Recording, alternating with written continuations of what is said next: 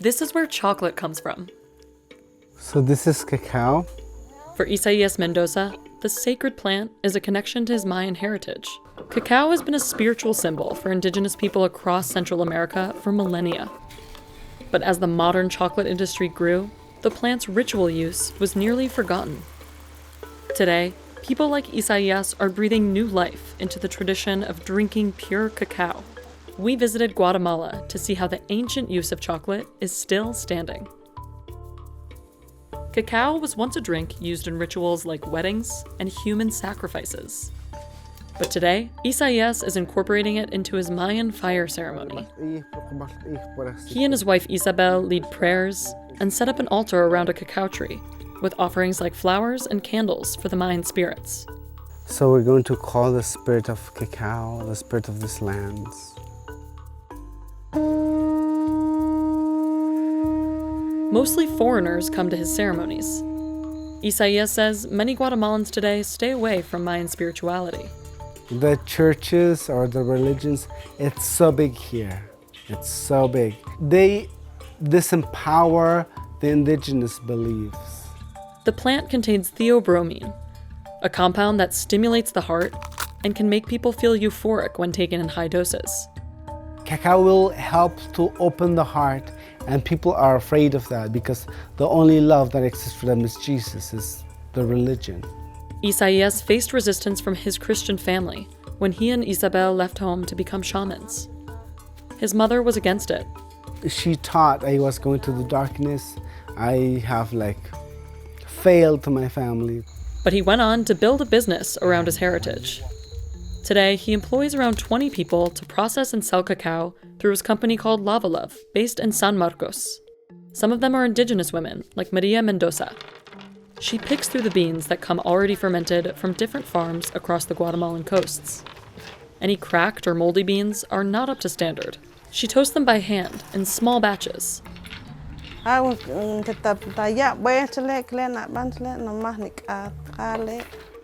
Burnt cacao tastes too similar to coffee, but toasting it just the right amount brings out the flavor and makes it easier to peel.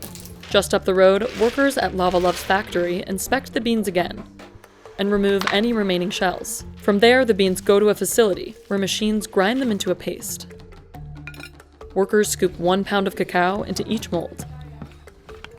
Isaías says they produce and sell an average of about 185 blocks per month, 3 times more than when they first opened. Once the liquid solidifies, workers package up the blocks. They sell these across the world through local ambassadors, so people can make their own cacao drink at home. Some of the beans are reserved for demonstrations at Lava Love's store. Workers like Hilda Sancoy Sacach show visitors the traditional methods of their ancestors. Es muy importante preservar esta manera de hacerlo con las manos para que no se mueran las tradiciones. Before machines sped up this process, women were in charge of grinding cacao by hand.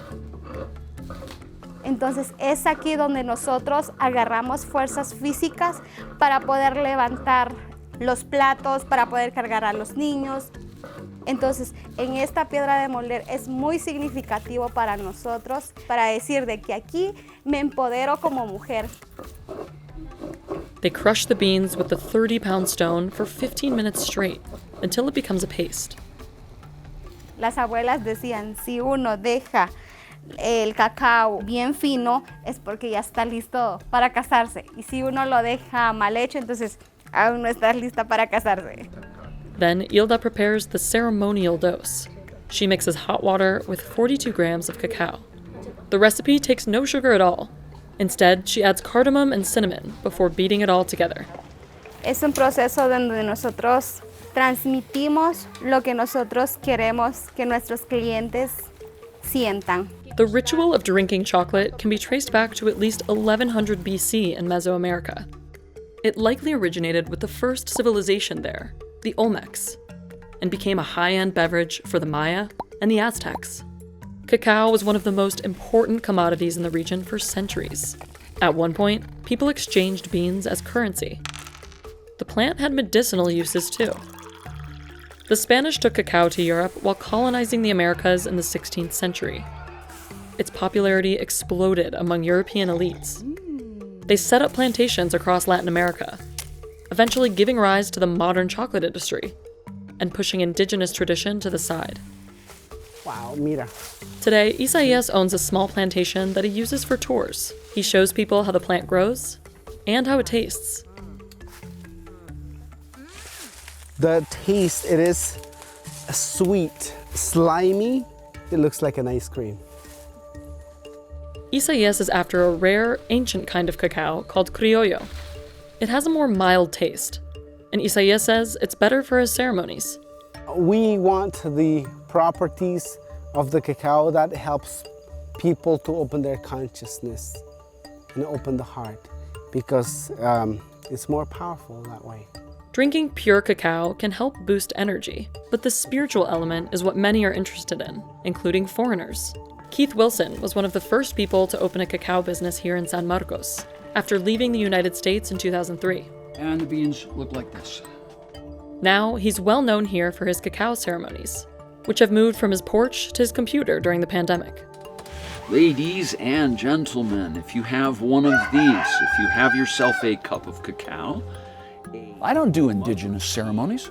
I am assisting this medicine to come out of the rainforest and connect to the people that I connect to, Western people, to open their hearts and reestablish the balance. After spending 3 years visiting plantations and learning from indigenous people, he shared his knowledge with others around town. Isaías first learned how to process cacao through Keith. But to become a shaman, Isaías received training from Mayan elders when he was 23. Keith hasn't received the same kind of training, but some people call him the chocolate shaman. That term, chocolate shaman, just happened because a shaman is a teacher, an energy worker. Now, if somebody wants to say that's not shamanism if you aren't trained by a culture, well, okay, I don't have an argument with that. Close your eyes. Today, Keith and Isaías' ceremonies look pretty different. Fill with that inner smile into a radiance from all of us to all of us. His work is more like new age stuff. There's nothing that is right or wrong. There's just different, but it's all sacred. It's all connected. Cacao's popularity exploded here just a few years after Keith started selling it and holding ceremonies. I mean, it reached the place where in this town it became cacao and yoga, cacao and meditation. Cacao became a thing with everything. We have approximately 50 international competitors, most of whom have come to this porch and learned right here. The cacao craze has spread beyond Guatemala, with ceremonies popping up in cities across the US and Europe. Some critics argue that the trend is a form of cultural appropriation. But Isaías is happy to share cacao with foreigners, as long as they remember its origins. We watch people that they're singing with cacao and doing this and doing that. That's fine. But still, go to the ceremonies and learn from the indigenous. Today, his family embraces his work, and he hopes to share his practice with as many people as possible. I feel that we are called to teach people to hold the sacredness of cacao instead of just partying with cacao.